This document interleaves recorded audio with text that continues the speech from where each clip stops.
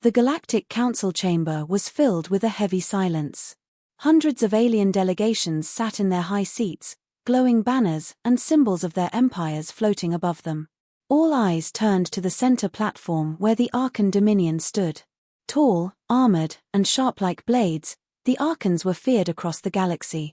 Their fleet was one of the strongest in known space. The Arkan High Chancellor slammed his clawed hand on the table. His voice thundered across the chamber, translated into every tongue. Humanity is a danger to the stars. They must be contained or destroyed. Gasps echoed from every corner of the hall. Smaller species shrank in fear, whispering among themselves. The Arkan Declaration was more than words. It was a death sentence. The Arkans spread images on the holoscreen, old records of human wars. Cities burning. Soldiers fighting in mud and fire. Nuclear blasts that had once shaken Earth centuries ago. This is their nature, the Chancellor growled. Violence. Chaos. Blood. If we let them grow, they will consume us all. Some species looked away, unwilling to meet the Arkan's gaze. Others nodded quickly, desperate not to oppose the Dominion. To stand against the Arkans was suicide. The council vote began. One by one, lights turned red. Out of fear, not belief, most voted in favor. The screen flashed the final result: humanity officially branded a galactic threat. The chamber was silent again. The Arkans smiled with satisfaction. The decision was done. Humanity would be targeted, blockaded, and erased if necessary. Far away, on Earth, in a hidden command bunker deep under stone and steel, General Marcus Hale watched the broadcast. The flickering light of the holoscreen cast shadows on his weathered face. His officers stood behind him, tense, waiting for his reaction. General Hale did not panic. His eyes narrowed, calm and cold. Slowly, he leaned forward, resting his hands on the steel table. Then, almost like a whisper to himself, he said, "So, they finally said it." His words carried a strange weight. The officers exchanged uneasy glances. To outsiders, it might have sounded like resignation. But those who knew Hale understood the truth. It was not fear. It was preparation. The news spread across the stars within hours. Media networks replayed the Council's decree again and again. Commentators debated if humans would surrender, or if they would be wiped out within weeks. Traders avoided Earth, afraid of Arkan retaliation. Spies whispered that human defenses were weak, outdated, and broken. To the galaxy, humanity was cornered prey. Fragile. Doomed. But on Earth, the atmosphere was different. In the bunker, the generals gathered. Maps of the solar system lit the room. Enemy fleets, highlighted in red, were already moving closer. General Hale stood tall before his officers. "The Arkans think we are scattered. Weak. Alone. But they do not understand humanity. They never have." He tapped the table, and hidden files appeared, restricted data no alien had ever seen. Images of vast underground hangars. Fleets sealed in ice. Weapons stored in deserts, disguised as ruins. The room was silent as the truth unfolded. For decades, Earth had prepared in secret. While the galaxy mocked them as primitive, humanity had built in silence. "Gentlemen," Hale said firmly, his voice like steel, "the day we waited for has arrived. They want to brand us as a threat. Then let us show them what that word truly means." Meanwhile, in the Council's outer halls, smaller alien species whispered nervously. Some pitied humanity. Others feared them. A few, the oldest races, said nothing.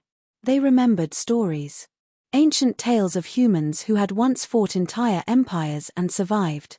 A Corran delegate muttered to his aide, "The Arkans believe they can erase Earth. But I have studied human history. They will not fall quietly. They never do." But the voice of the Corran was lost in the noise. The council chamber was already emptying. The Arkans had their war. On Earth, the people began to hear the news. In cities, in towns, on every screen, the council's decree played. Panic spread first. Families feared invasion. Farmers feared starvation if trade routes collapsed. Young children cried when they saw alien fleets orbiting Mars. But then the broadcasts changed. On every channel, General Hale's message was delivered. His face, stern and unshaken, filled the screens. Citizens of Earth. The galaxy has declared us dangerous. They call us a threat. They think we will kneel. They are wrong. We are not alone, we are not weak, and we are not prey. We are humanity. We have survived every storm history threw at us. And now, together, we will survive this. His voice cut through fear like fire through ice. People stopped running. They listened. They remembered their history: wars, disasters, invasions, yet always survival. Hale's final words echoed in every home: they fear us not because of our past, but because of what we can become. In orbit above Earth, satellites shifted position. Hidden defense grids woke from their long slumber. Deep under the oceans, steel doors rumbled open as machines stirred. Across Mars, dust storms hid the movement of massive artillery. The galaxy believed humans were trapped.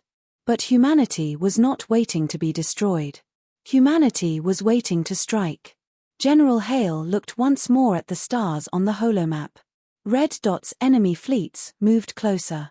Slowly, he clenched his fist. They think we are cornered, he said quietly. But they have no idea what waits in the shadows. Outside, the night sky looked peaceful. But under that calm darkness, Earth was awakening. And the galaxy had just made the greatest mistake in its history.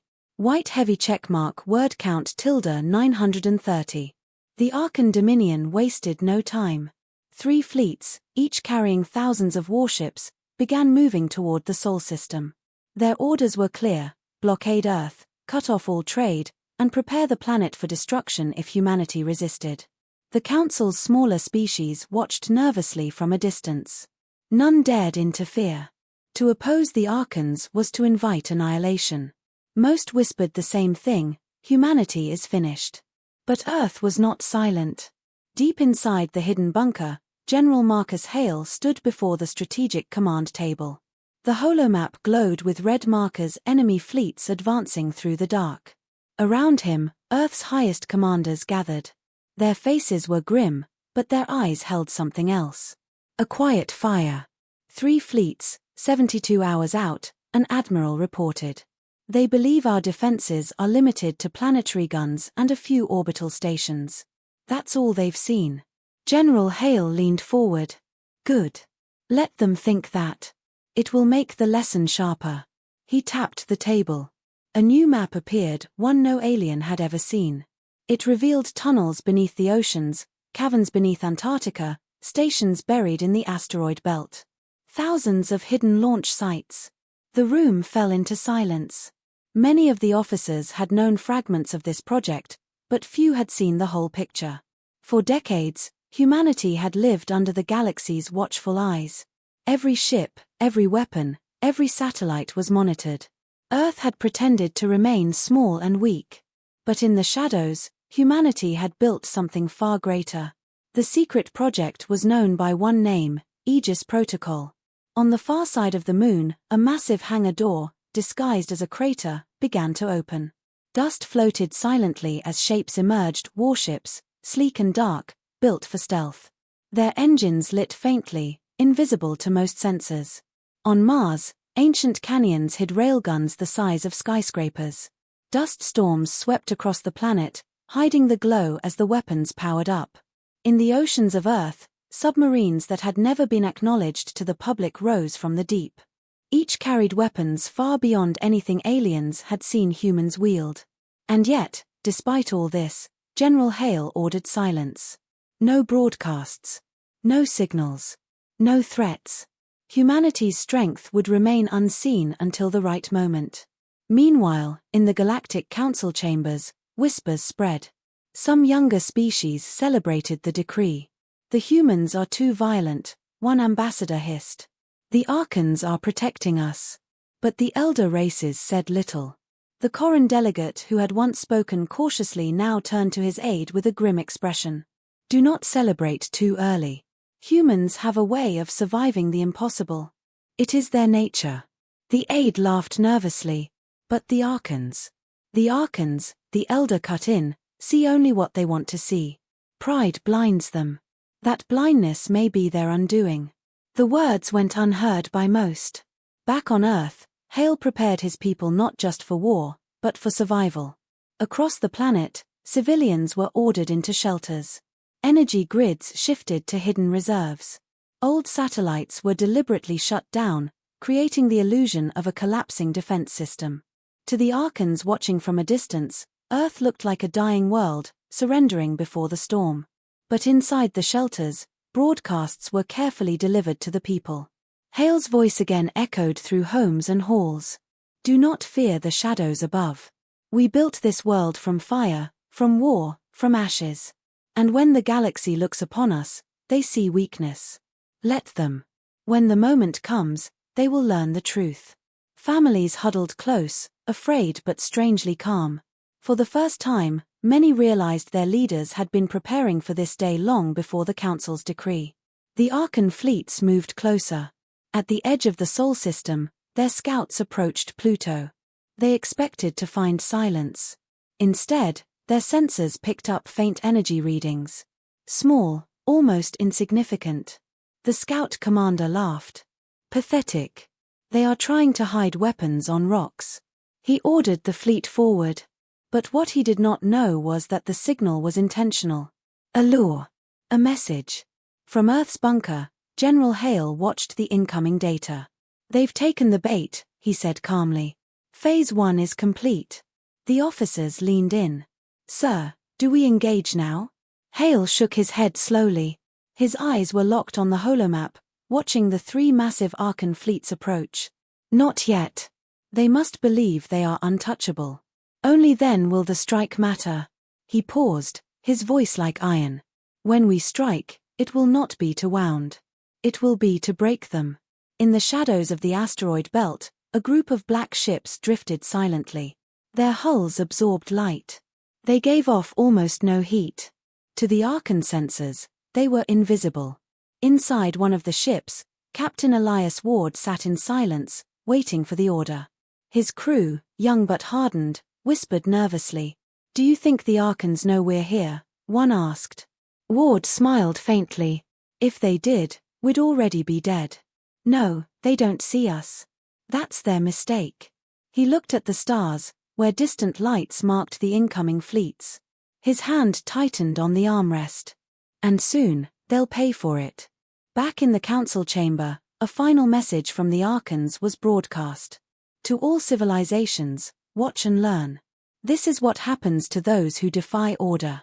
Across the galaxy, species gathered around their screens. Billions of eyes turned to Earth. Everyone expected fire and death. But in the dark bunkers of Earth, General Hale whispered 4 words that would change history.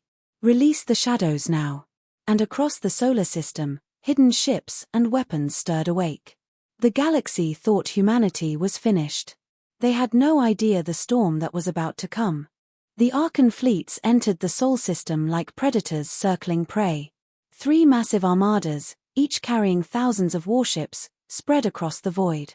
Their engines burned like blue suns, casting shadows over the frozen worlds of Neptune and Uranus.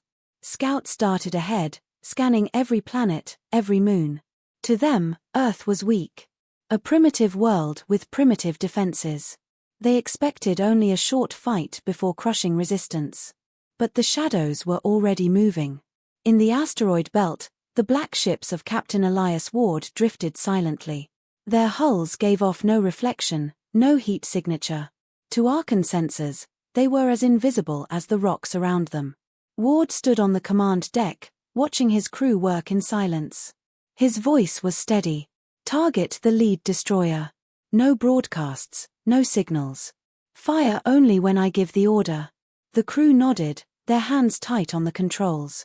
Across the belt, dozens of hidden ships prepared the same way.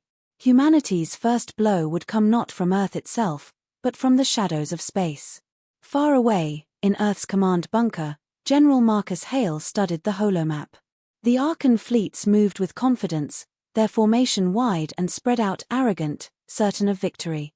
They believe they own the system already, one admiral said. Hale's eyes narrowed. Good. Let them believe. His hand hovered over the control table. He tapped a single command. Across encrypted channels, one word flashed silently: begin. In the asteroid belt, Ward received the signal. His heart pounded once, then steadied. Fire. The silent ships stirred. Hidden hatches slid open. Long, slender projectiles shot forward, guided not by heat or light but by magnetic trails invisible to enemy scanners. The first salvo traveled silently through space, cutting across the dark. The Arkan fleet didn't notice. Not until the first destroyer exploded. A brilliant flash ripped across the void as the projectile tore through its core. 1 second, the destroyer was there. The next, it was gone, shattered into burning debris. Arkan commanders shouted orders, confused. Find the source. Where did that come from? But there was nothing to see. No ships, no signals, no trace of weapons. Then a second destroyer vanished. And a third. Panic rippled across the fleet. In the command bunker, Earth's officers watched in silence as the red enemy markers began to flicker out one by one. They don't even know what hit them, one whispered. General Hale's face was stone. They will learn. Slowly. Painfully. The Arkans responded with fury. Thousands of ships spread out, firing blindly into the asteroid belt. Explosions rippled across the rocks. Chunks of stone shattered, tumbling through the void. But the human ships did not fire again. They drifted, silent, hidden. The Arkans destroyed empty space, wasting firepower. Ward's crew held their breath as enemy beams passed within kilometers of their hull. The ship shook as nearby asteroids shattered. But still, they remained unseen. Then, at the perfect moment, Ward gave the order again. Second volley. Target their carriers. The projectiles launched. Minutes later, 2 massive carriers erupted in fire. Thousands of Arkan fighters burned inside before they could even launch. The Arkans roared in fury. They had come to Earth expecting an easy hunt. Now, for the first time in centuries, they were being hunted. Across the galaxy, billions watched the live broadcast. The Arkans had promised a quick victory. Instead, their ships were vanishing in flashes of fire, with no enemy visible. Some alien species leaned forward in shock. Who is attacking them? One asked. Another whispered, it cannot be the humans. They don't have this power. But the truth was clear. The attacks came from within the Sol system. From Earth's shadows. The myth of human weakness was beginning to break. In the council chamber, arguments erupted. The Arkans are being ambushed, shouted one delegate. By who? Another demanded. The elder Corran delegate closed his eyes. By the ones you called weak. Silence followed. In the Sol system, the Arkans tried to regroup. Their fleets pulled into tighter formation, shielding their carriers and command ships. Scouts swept the belt with high-intensity scans, trying to flush out the invisible hunters. Ward watched from the darkness, calm. They're learning, he said. His first officer frowned. Should we retreat before they find us? Ward shook his head. No. We're not finished yet. His hand hovered over the controls. Load the heavy rounds. The crew obeyed. From the shadows, larger projectiles slid into launch tubes. These were not meant to destroy single ships. They were designed for fleets. Target their flagship. The room fell silent. Everyone knew what that meant. To kill an Arkan flagship was to strike directly at their pride, the heart of their power. Fire. The heavy round shot into the void, gliding silently toward its target. On the flagship Dominion spear, Arkan Admiral Kreth barked orders, his spiked armor glowing under the red lights. Find the enemy. Crush them. Then the alarm screamed. A second later, the projectile struck. The flagship shuddered violently as a hole the size of a city tore through its hull. Flames erupted inside. Crew members were sucked into the void. The mighty ship tilted, its engines flickering. Billions watching across the galaxy gasped. The invincible Arkan flagship was burning. Back in Earth's bunker, General Hale finally spoke. They wanted the galaxy to watch. Let them. Every species must see this. Humanity will not die quietly. He turned to his officers. His eyes were cold, his voice like steel. This was only the first strike. Now we move to Phase 2. The Arkans had come to Earth expecting submission. Instead, they had met shadows, silence, and fire.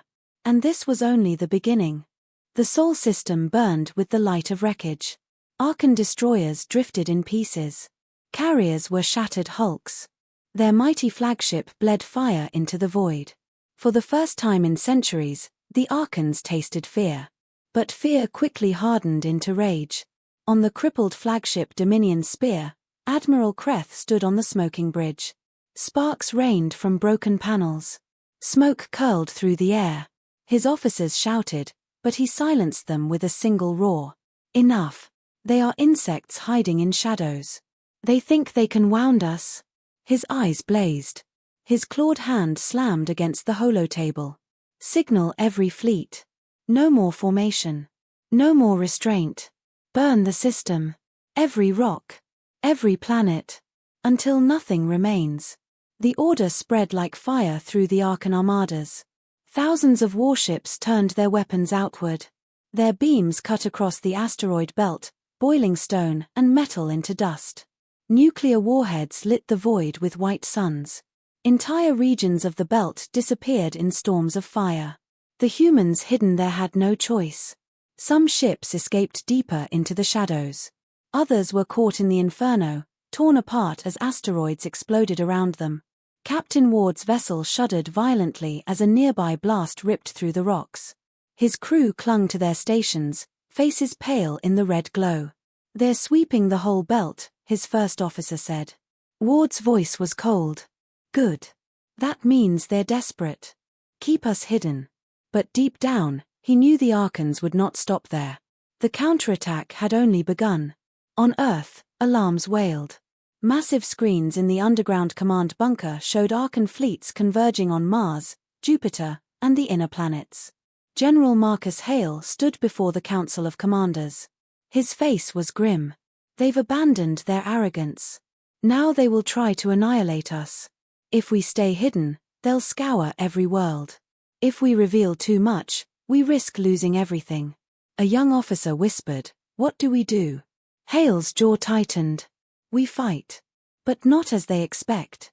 Mars was the first to suffer. The Arkan fleets unleashed firestorms on the colonies.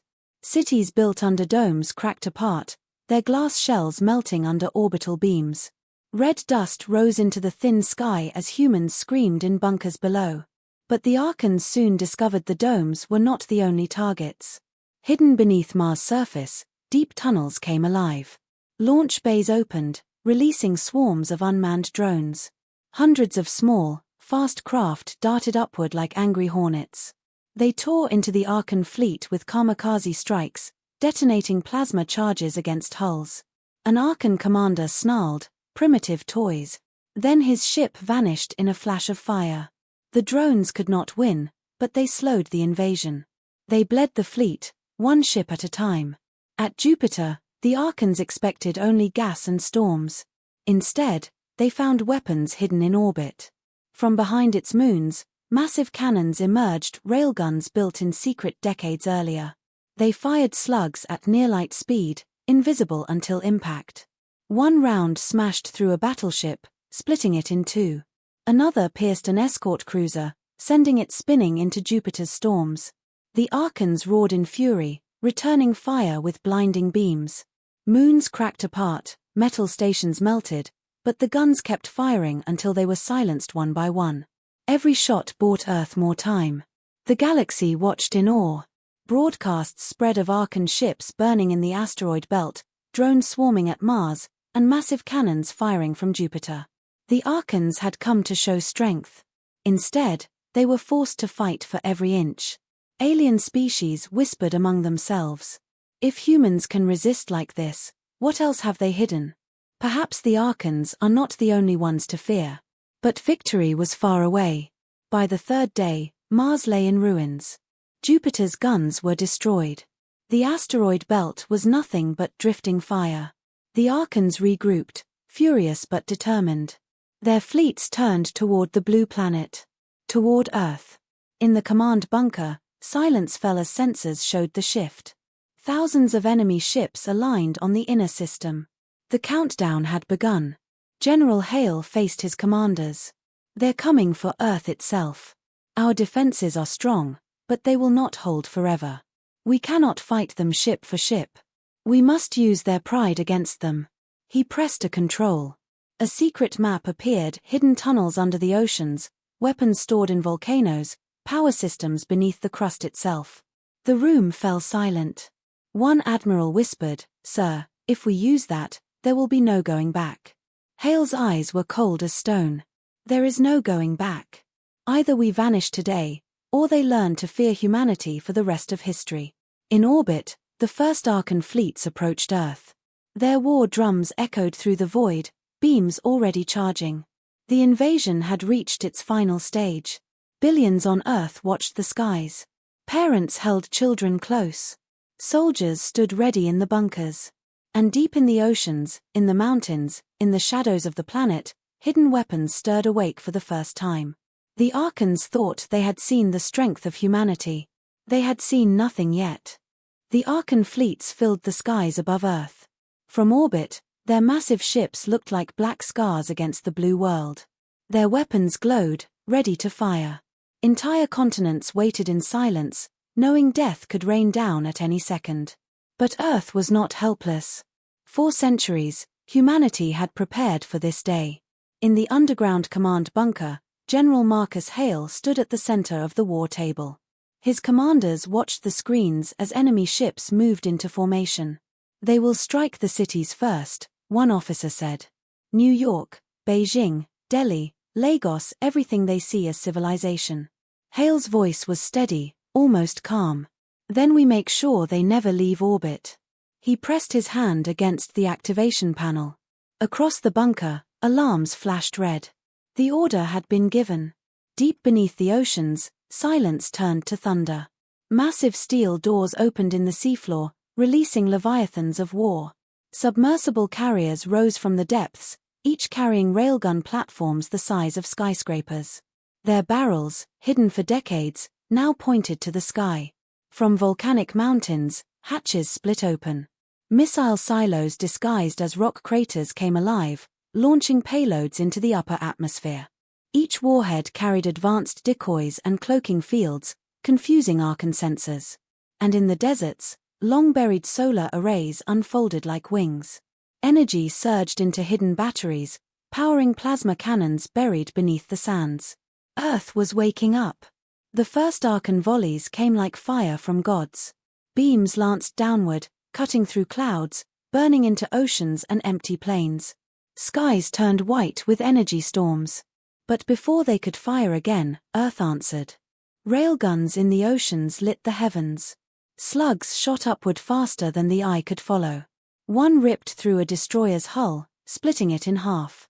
Another slammed into a carrier, blowing its engines apart in a wave of molten metal.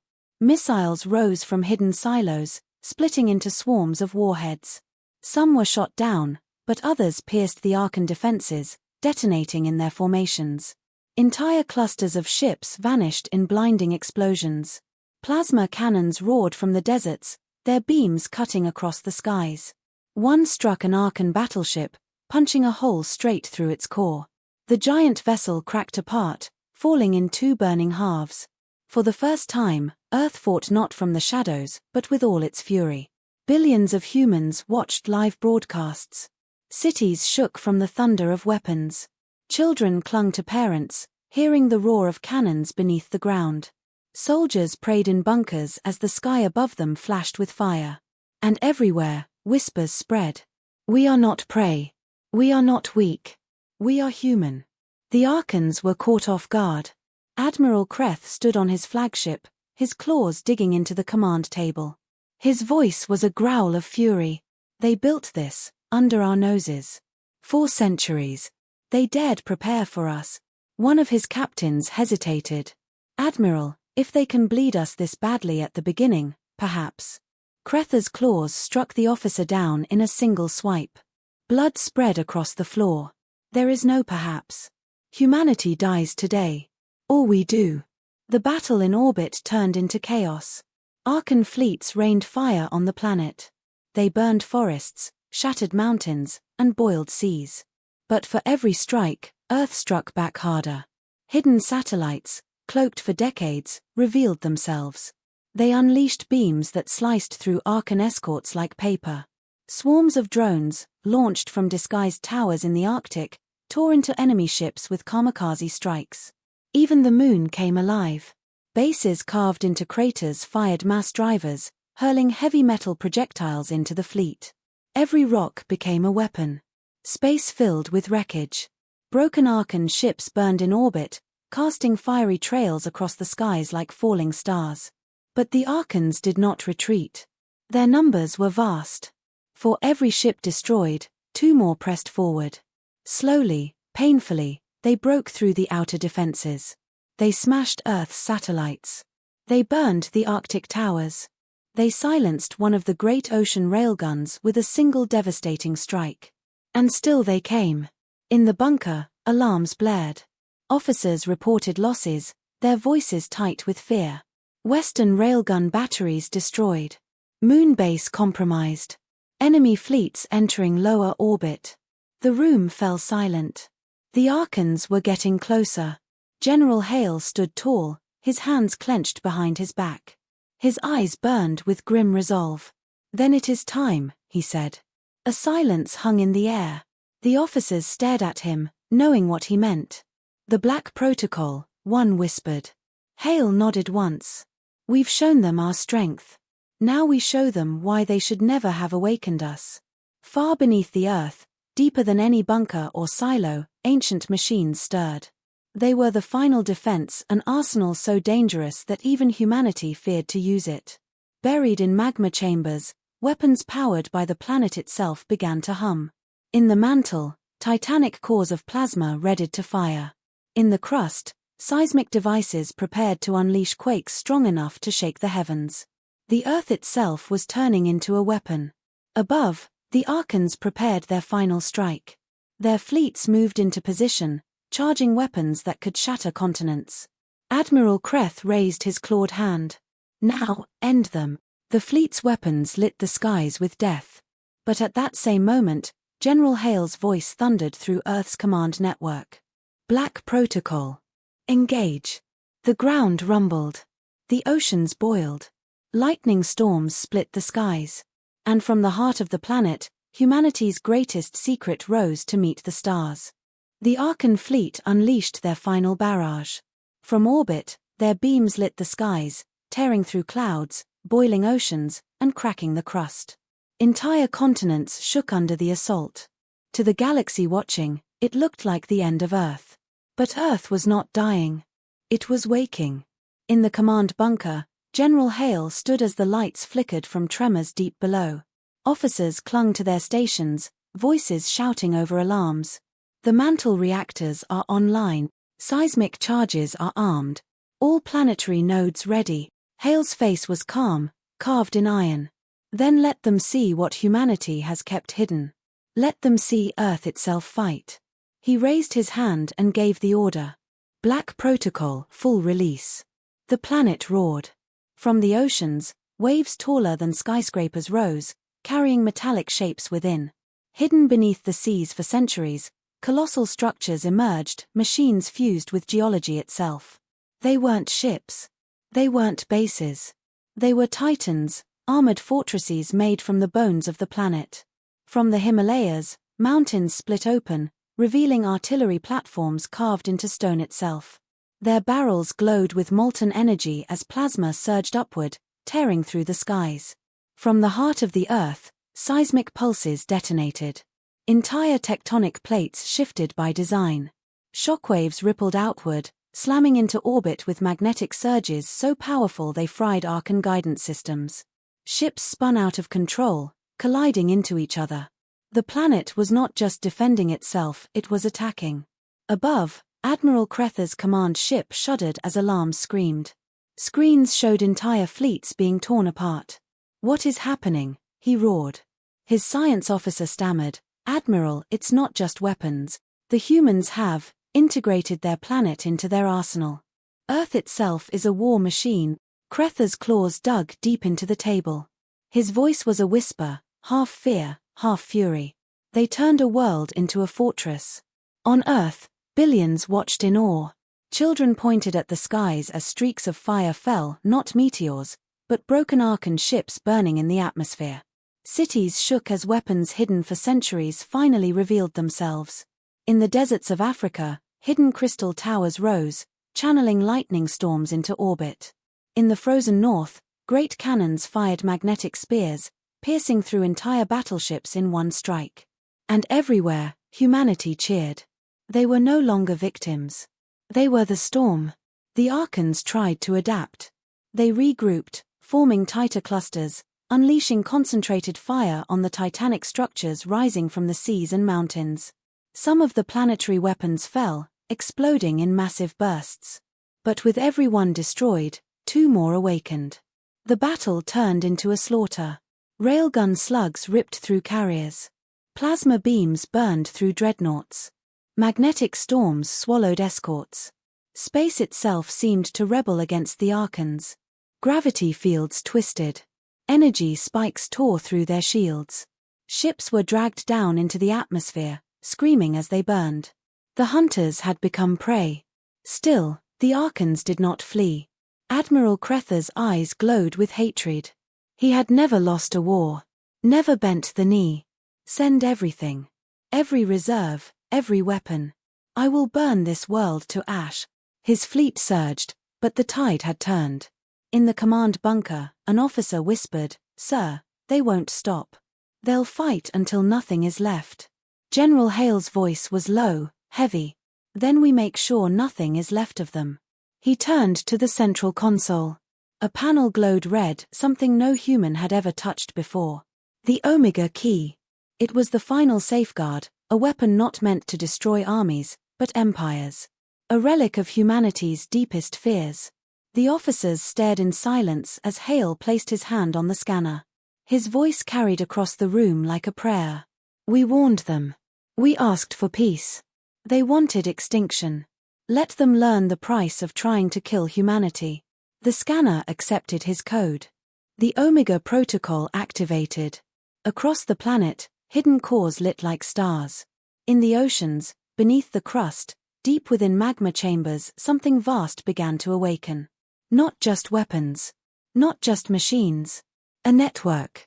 A system that stretched across the entire Earth. The planet itself became a singular weapon, its oceans, mountains, storms, and fire all drawn together into one final strike. Above, the Arkans felt it before they saw it. The gravity shifted.